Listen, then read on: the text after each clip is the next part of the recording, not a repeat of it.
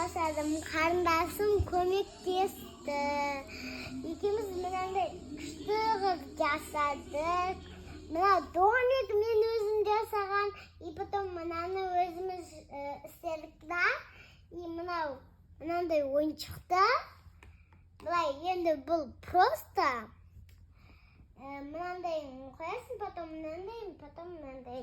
И мынандай не?